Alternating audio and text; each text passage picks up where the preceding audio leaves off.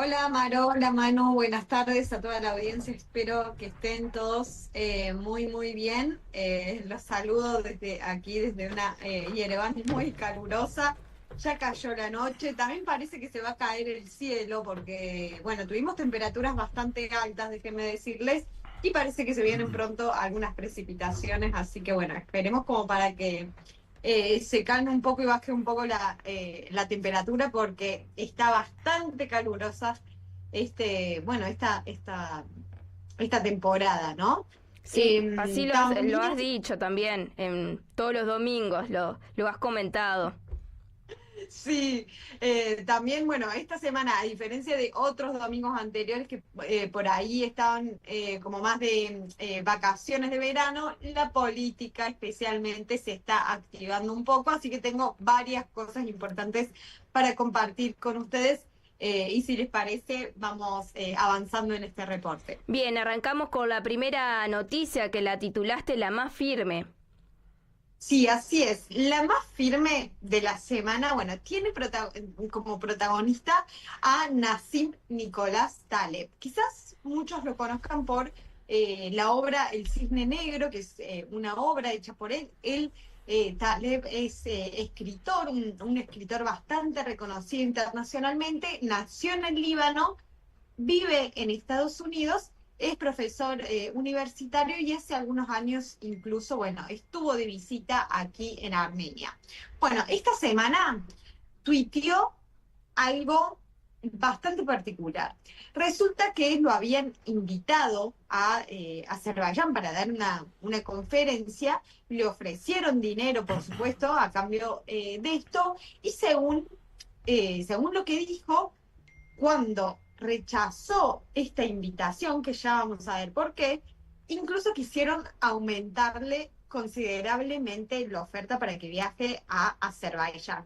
Pero Taleb, que nuestros oyentes que nos están siguiendo por YouTube seguramente puedan verlo, así lo materializan su rostro, Taleb dijo que no, ¿no? Y no solamente dijo que no, sino que también explicó públicamente el motivo, asegurando que no pondrá un pie en Azerbaiyán mientras Rubén Vartanian permanezca encarcelado ahí.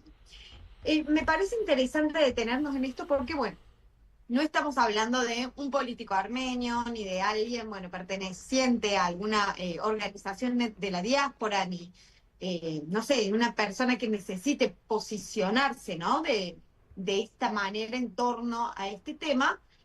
Podía aceptar perfectamente esta invitación, cobrar por su conferencia y seguir adelante, pero eligió no hacerlo. Bueno, después alguien también había, si no me equivoco, un periodista recordó que Mehdivan Alieva, o sea, vicepresidenta de Azerbaiyán y esposa de Aliyev, una vez había citado uno de sus libros y Taleb respondió algo así como que un gobierno le guste su trabajo no significa que él tenga que devolverle ese favor. Pero detrás de esta anécdota hay algo también bastante serio y nos vamos a ir a Bakú, ¿no? En torno a este mismo tema vinculado indirectamente. Porque tenemos noticias también de los prisioneros armenios detenidos allí. Resulta que el Tribunal de Apelaciones de Bakú rechazó los discursos que presentaron los ex líderes armenios de Artsaj y mantuvo sin cambios las condenas que recordarán, las condenas que le impusieron en febrero. Eh, Recordemos que, bueno, en ese entonces algunos recibieron cadena perpetua, otros cadenas de 15, 16, 18 a 20 años, ¿no? Todas estas condenas ya estaban sentenciadas en febrero. Según lo que trascendió, ellos no esperaban que la apelación cambiara nada, ¿no? Entonces se preguntarán, ¿para qué apelar?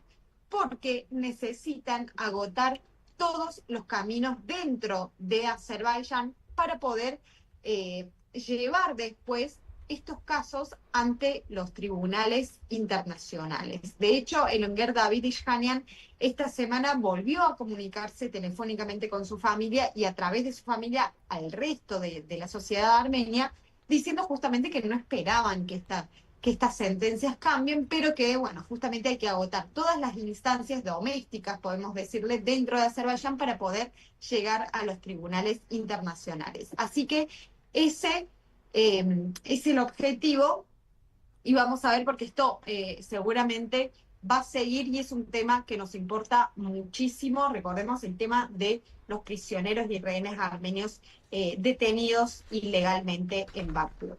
Así es, Betty. Vamos igual a pasar a la segunda noticia que refiere a Karekin II, que se presenta ante la justicia. Esta noticia, ayer justo hablaba el Enguer Hachik Derguasian acerca del tema. ¿Qué nos tenés para contar que la titulaste la más confrontativa?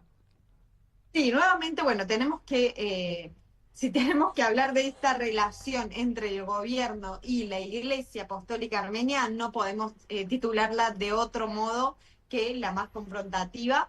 Y esta semana el conflicto, podemos decir que cruzó una barrera bastante importante, ¿no? Porque el viernes pasado, Carequín II llegó al tribunal, a un tribunal de Echmiadzin, junto a otros 6 miembros de alto rango de la iglesia. Solo la imagen creo que ya es fuerte, ¿no? Imaginar al patriarca supremo de la iglesia armenia dirigiéndose a la justicia, ¿no? ¿De dónde sale todo esto, no? Y hay que volver a enero, lo hemos hablado varias veces, pero vamos a recordarlo brevemente. El Católicos, bueno, había destituido de su cargo al obispo Kevork Saroyan, quien, bueno, estaba al frente de una de las diócesis de Armenia, por supuesto, dependiente de la Santa Sede de Echmiadzin. Saroyan acudió a la justicia y un tribunal ordenó provisionalmente que siguiera ejerciendo sus funciones mientras se resolvía esta disputa, este conflicto. La Iglesia, sin embargo, siguió adelante con su decisión, ¿no? O sea, de querer destituirlo, diciendo que nombrar o destituir a los obispos pertenece, o sea, esa decisión pertenece exclusivamente al ámbito interno de la Iglesia y que un tribunal civil no debería decidir quién ocupa un cargo eclesiástico o no. La Fiscalía, en cambio, bueno, considera que al no cumplir con esta resolución judicial, Carequín II y los otros 6 obispos obstruyeron la ejecución de esta decisión tomada por la justicia. Y ahí tenemos, bueno, el corazón del conflicto, ¿no? Porque acá hay dos principios que chocan directamente. Por un lado, el Estado que dice que la decisión judicial debe cumplirse y por otro lado, la Iglesia que responde que el Estado no debe decidir sobre la organización interna de la Iglesia, ¿no? Esas son las dos antítesis de este conflicto. Tengamos en cuenta que todo esto ocurre, además, en medio de un enfrentamiento, bueno, súper abierto ya entre Nicole Pashinyan y la conducción de la Iglesia ya desde hace tiempo, meses. Recordemos que el primer ministro, bueno, cuestiona directamente a Carequín II, quiere que se vaya y ha hecho todo este tiempo para lograr este objetivo con acusaciones también muy fuertes contra distintos miembros del clero, incluyendo, por supuesto, al patriarca Carequín II. Entonces es difícil analizar este juicio aislándolo completamente del contexto político, ¿no? Es importante que mencione que hubo muchas reacciones también a esto, ¿no? A esto de imaginarse a Carequín yendo al tribunal. Por supuesto, bueno, hubo declaraciones desde prácticamente todos los sectores de la iglesia armenia en la diáspora también. Aram I, el católicos de la Gran Casa de Cilicia, también dijo que esto es inaceptable, que incluso le dijo a Carequín II que no se presente personalmente ante el tribunal. También hubo comunicados de diferentes países, de Canadá, de Estados Unidos, de Rumania, Siria, Alemania, Irak, Argentina, Jerusalén, de distintos lugares. También se pronunció, la Frata Schnack-Tutiun, también se pronunció UGAB, que pidió directamente que se retiren los cargos contra Carequín. ¿Y qué pasó finalmente? ¿No? El día viernes, nos ubicamos en el día viernes pasado, que fue este día en el cual Carequín se presenta personalmente a la justicia, y acá aparece, una de las vueltas inesperadas que tienen, algunas noticias. La audiencia empezó, pero duró muy poco. El juez, llamado Hagop Manoukian, decidió retirarse. ¿Por qué pasó esto? El motivo, según lo que él dijo, fue que tenía una relación profesional previa que venía de hace tiempo con uno de los abogados de la causa, llamado Aras Zohrabian, y cuando él era presidente del Colegio de Abogados, había sido quien le entregó su licencia profesional al juez, ¿no? Entonces, consideró que esa relación podía generar algunas dudas sobre la imparcialidad o la neutralidad, y por esto se apartó. Muchos dicen que el verdadero motivo es que el juez en realidad no quería formar parte de un proceso que en realidad es muy vergonzoso, ¿no? Para la sociedad armenia, como juzgar al patriarca máximo de Echmiadzin, y el patriarca de todos los armenios, ¿no? Así que habrá que designar ahora como próximo paso a un nuevo juez y fijar otra nueva audiencia. O sea, hagamos un freno aquí. El proceso que venía ya generando una enorme expectativa terminó, al menos por ahora, prácticamente antes de empezar, ¿no? Pero políticamente la jornada, podemos decir que dejó muchas imágenes. Hubo partidarios de Carequín II concentrados frente al tribunal, ciudadanos que lo apoyaban, diputados de los dos principales bloques de la oposición, que, en ese momento la Asamblea Nacional estaba sesionando y se retiraron para viajar a Echmiadzin y acompañar a Carequín II ahí. Todavía no sabemos cómo va a terminar judicialmente este caso, que acaba de empezar. Lo que sí sabemos es que el enfrentamiento entre el gobierno y la iglesia todavía, lamentablemente, está muy, muy lejos de terminar, ¿no? Seguramente también vamos a tener más actualizaciones sobre esta noticia. Betty, por lo que pude averiguar, la audiencia duró unos 20 minutos aproximadamente, y durante ese lapso fue que el presidente del tribunal decidió dar un paso al costado, justamente por el motivo que vos acabas de citar. Trascendió en todos lados de que había un vínculo previo con Zohrabian, el abogado de una de las partes, y que eso sería el detonante de la recusación del juez.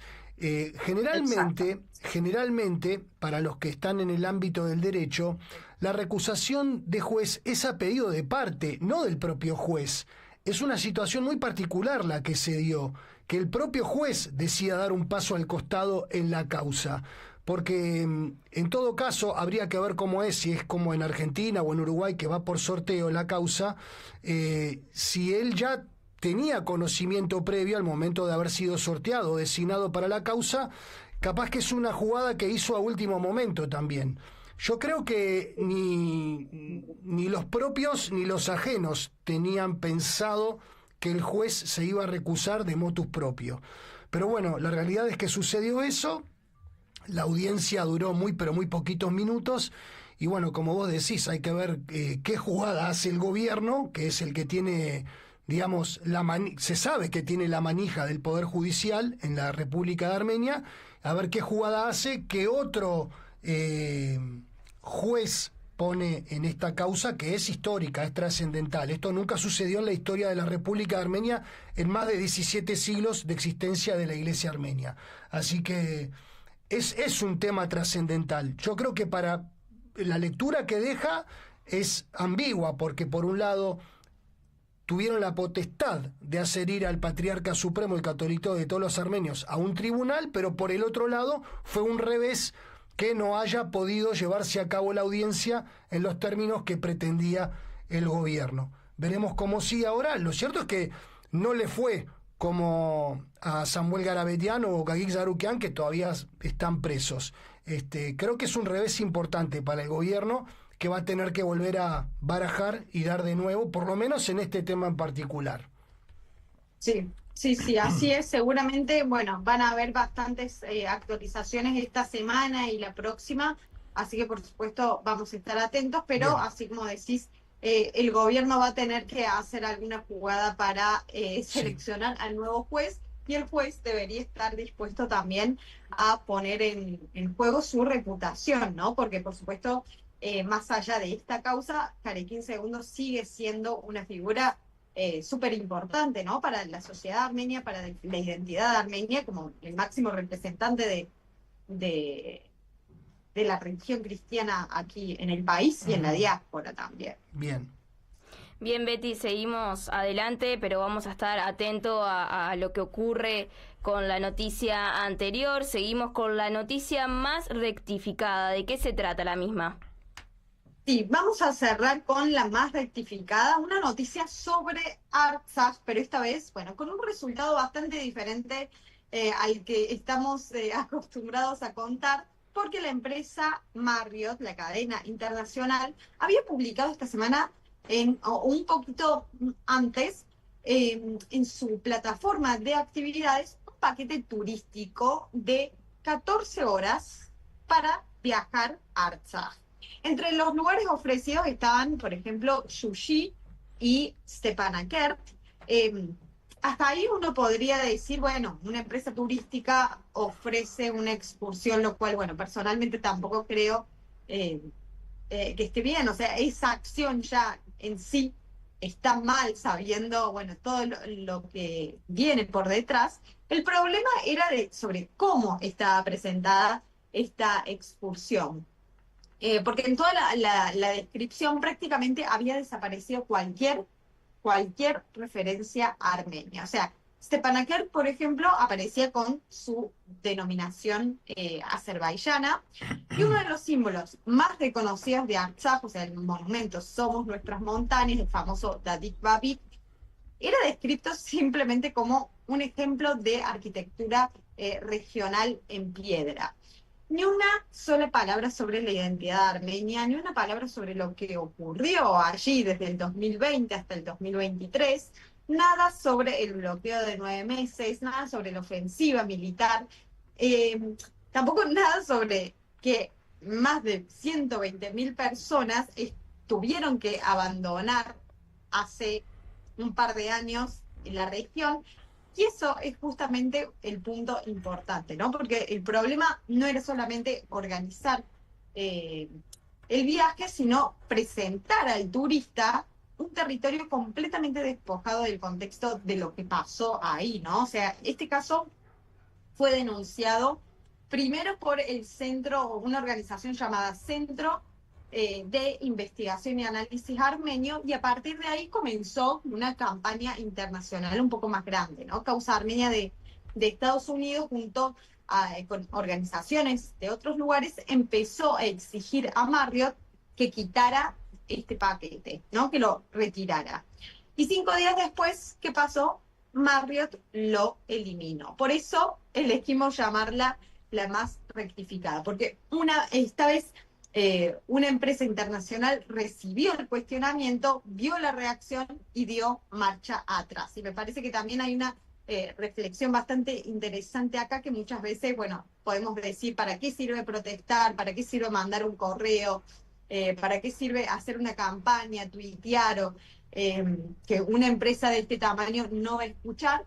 Y bueno, esta vez escuchó y como mínimo entendió que mantener ese producto tenía un costo muy grande para su reputación, ¿no? Y eso también importa. Creo que es importante también contarlo acá porque, bueno, entre tantas noticias negativas relacionadas con Artsaj, esta demuestra que una campaña coordinada entre todos puede tener ya resultados concretos, ¿no? Así que, bueno, con esta noticia un tanto positiva, cerramos entonces el reporte semanal de esta semana y nos reencontramos la próxima semana desde aquí, desde Armenia, seguramente con nuevas noticias para seguir tratando, seguir tratando de entender lo que está ocurriendo en el país y en la región. Betty, qué increíble todo lo que pasa en Armenia. Es una reflexión que se me ocurrió ahora. Todo lo que pasa en Armenia, siendo un país tan pequeño, todas las semanas la cantidad de noticias que tenemos que seleccionar para no darlas todas, porque son muchísimas, porque también Armenia tiene espectáculos, deporte, cultura, política, en fin. O sea, nosotros tratamos de comunicar las noticias más trascendentales. Pero siendo un país tan pequeño, que no tiene salida al mar, que está digamos, en una situación geográfica poco privilegiada, podríamos decir, rodeado de enemigos, es increíble la cantidad de información que hay para transmitir con respecto a Europa, con respecto a Eurasia, con respecto a Rusia, con respecto a la comunidad armenia de la diáspora. La verdad que es impresionante la información en general que genera Armenia. Sí, sí, es así, y este es un recorte de la realidad que intentamos hacer en esos 15 minutitos, ¿no? Por eso siempre aconsejamos, sugerimos a nuestros oyentes que durante la semana hagan la tarea y estén conectados con los medios armenios y de la diáspora, porque es súper importante mantener, ¿no? esta conexión para entender un poco más el contexto y para atrás y para adelante. Betty Arslanian desde Armenia, nuestra corresponsal, nuestra compañera con toda la actualidad, el informe semanal que compartimos domingo a domingo. Agradecemos muchísimo, Betty, este contacto, te mandamos un beso grande y te deseamos que termines muy bien el domingo. Muchas gracias. No, gracias a ustedes, un placer estar acá con ustedes y feliz semana a todos.